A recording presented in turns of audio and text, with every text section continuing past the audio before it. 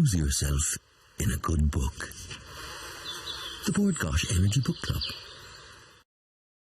Now, our next guest is an icon of children's, teen and adult fiction. She has sold 85 million copies of her books worldwide, has had her writings translated into 32 languages, and is obviously no stranger to the New York Times bestsellers list. 85 million. Wowza. After more than 15 years, Judy Blume returned with a new novel for adults. It's called In the Unlikely Event, and it tells the story of 3 plane crashes in Judy's hometown of Elizabeth, New Jersey in the early 1950s, and we are very delighted to be joined now by none other than Judy Blume herself. Judy, you are very welcome to Ireland AM. Thank you. I was saying to Judy in the break, she doesn't realise that she is responsible for the sex education of an entire generation of Irish women who couldn't get access to any other form of sex education. So your book, Forever, was their only access to it. And in my school, it was redacted, so any of the naughty bits were taken out. So we learned nothing. But thank you nonetheless. On behalf... you all seem to be doing fine. Well, that's debatable. It's vivid Irish imaginations, by the way. You can fill in the blanks. You have... For the last 15 years, I know you haven't stopped writing, you've always been writing, but this is the first book in 15 years. No, it's the first first adult novel in 15 years. Yes. So why now, and why this story? A lot of reviews I've been reading have said, this is the book we've been waiting all our lives for Judy Blume to write. Is it the book you've been waiting all your life to write? I believe that I was meant to write this book. Yes, I do. I don't know why. I'm a writer. 40-something years, I'm a writer. I have this incredible story to tell. And I never thought once about telling it. It lived somewhere so deep inside me, not that I've forgotten. My daughter became a commercial airline pilot, and she read the first draft of this book, and she said, "Mother, how could you not have told me this story?" Actually, do tell us, share the story with us for people who haven't read your wonderful book already. Yeah, well, it's really the story, it's the fictional story of 3 families, 3 generations, friendships, love, betrayal, the things of life, but set against the background of something that really did happen in my town when I was growing up. Which was? 58 days, in the period of 58 days, 3 airliners crashed into our town. One just near the junior high, where I was then a student. One almost through the window of the girls' public high school. One into the playing fields of the only orphanage in town. Now, these are commercial airliners carrying how many passengers? Well, they were small planes, and this was a very long time ago. Okay. And I don't want to scare my readers. You know, I fly. I've never been afraid to fly. My family flies. It was very different. We lived this close to Newark Airport. In fact, some of the airport was in Elizabeth, and these accidents all had to do with that, but we didn't know it at the time, and no adults ever spoke to us. So to the kids, it was about, they're out to get us, because why else? The schools, the orphanage, you know, who are they? Well, the boys thought it was aliens in flying saucers or communists, because everything then was about Is this the era of McCarthy? Yes, everything was about communists. How many people lost their lives between the 3 accidents, Judy, do you know? 100 and something, which seems, you know...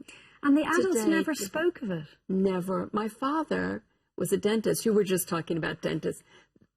I like dental heroes in my book, because my father was a much beloved character in our town, and in my life I adored my father, and he was a dentist.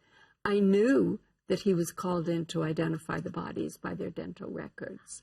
I knew that, but no one ever spoke of it. No teacher, no parent. I've talked to all the friends that I still know from those days. No one ever talked to us. How strange.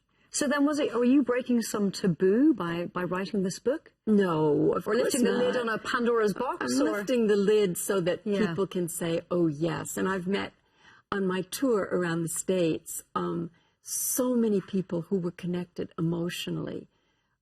In one case, a woman who actually survived the 3rd crash, which was, you know, in the paper, it was called Broke Apart Like a Swollen Cream Puff.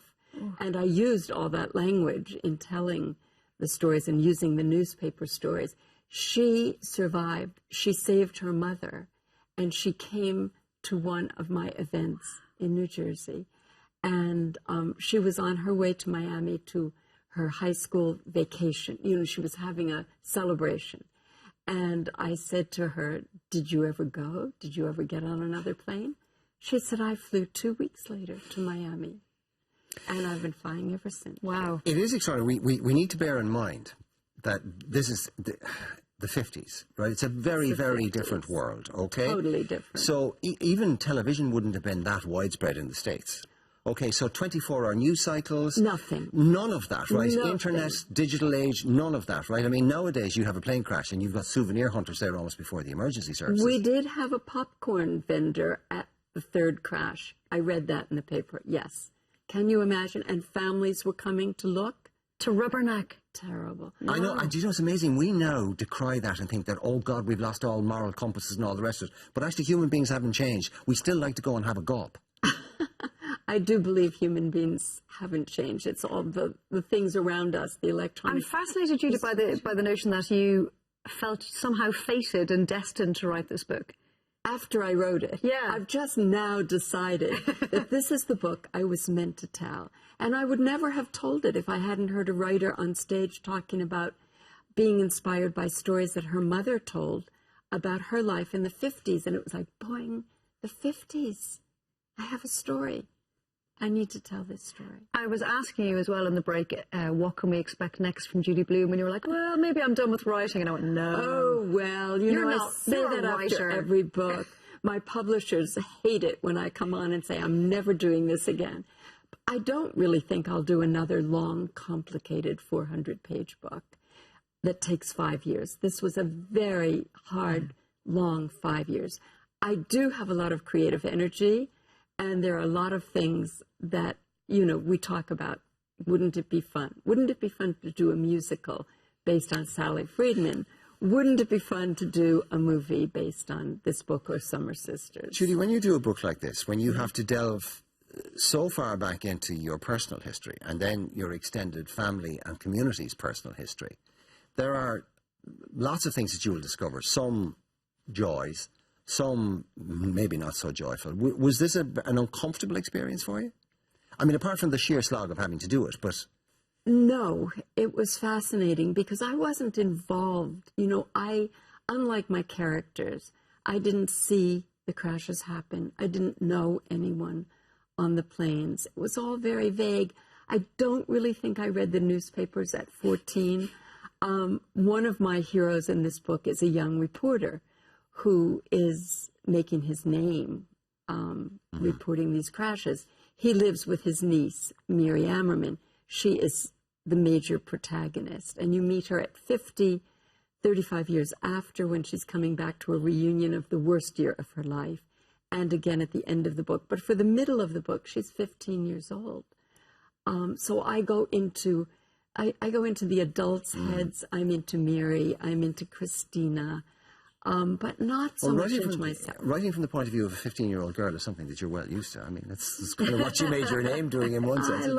I like telling stories from the points of view of young people. Well, the reviewers have loved this book, I have to say. It's been lauded by everyone who's read it. Judy, it's been a pleasure to meet you. Thank you so much. And I know this won't be your last book. And I look forward to meeting you and talking to you about your next book. Okay. Or My musical next or movie. project. Your Okay. next project. Okay. Judy Blume. She knows what it is already. Look at her. she does. Yeah, you do. It's called In the Unlikely Event. And how would you like to be in with the chance of winning a book club goodie bag and a Versus tablet? Well, all you have to do is send us in your review of any of our book club picks this month. Get them into us by Friday the 24th of July to enter. You can email them to irelandm@tv3.ie, or you can post them to Bord Gáis Energy Book Club, TV3 at Westgate Business Park, Ballymount, Dublin 24. Lose yourself in a good book. The Bord Gáis Energy Book Club.